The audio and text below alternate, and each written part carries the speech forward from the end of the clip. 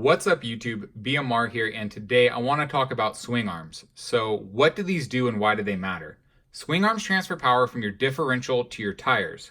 Since your tires bolt directly onto your swing arms, these also absorb the impact every time you crash your car. So these parts are under a lot of stress from both transferring power as well as shock damage every time you crash your car. So these are a really key component in your car. That said, these shouldn't really be damaged or broken under normal operating conditions. Generally, swing arms will only break when you crash the car. So I've seen people even snapping these aftermarket ones, the stronger hardened aluminum ones that you see.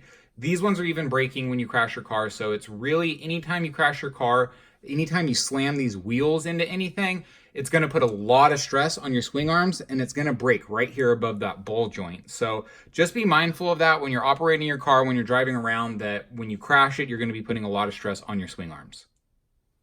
So when you do decide that you want to upgrade your swing arms, whether it's because you've broken them or you just want to add a little bit more color to your car, you're going to have to be searching online, and you'll notice that there's a few different terms come up when you're searching for swing arms.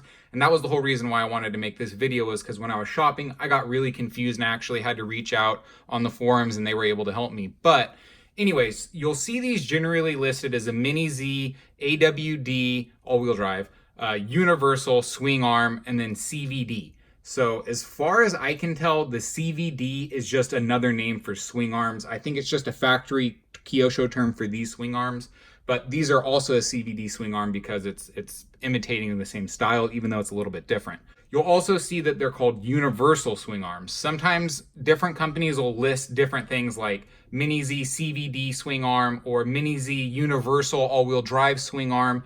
So when you see those listed, they're all going to mean the same thing. These are for the narrow setup of the Mini-z. So sometimes you'll see ones that are listed as wide, and those ones are for the wide version of the all-wheel drive, but generally those are pretty rare. It's only if you have a very special body or you're running a touring car that you're going to want the wide setup. When you're searching for them, just normally it'll be Mini-z all-wheel drive swing arms. That means the narrow one. If it doesn't specify anything, you can assume that it's for the narrow setup.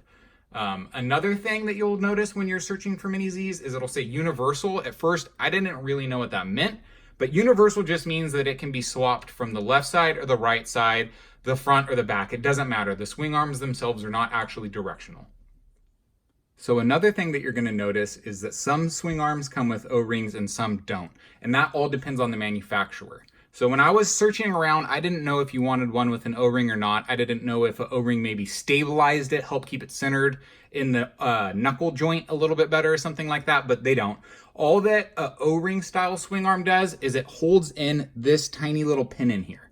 So in my opinion, the swing arms with O-rings are an inferior design because you're relying on that O-ring to hold your pin in place. If your O-ring fails for whatever reason, if it gets dried out and it cracks, if it just gets old or something like that and it fails on you, your pin will come loose and then your swing arm will separate and it'll just wreak havoc. It could damage your bearings, it could damage your wheel, it could damage your differential, or it could just damage the actual swing shaft itself and destroy it to the point that you can't repair it. So in my opinion, these PN Racing ones are the best on the market because they're press fitted, so you don't have to worry about an O-ring, you don't have any headaches, you don't have any issues, you don't have to worry about maintaining it.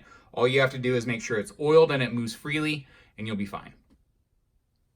One final thing I wanted to note since I highlighted the PN Racing products is there's another company out there called RC Aurora. So Beaver's Hobby Channel actually recommended these ones to me, but since they're an O-ring design, I shied away from them.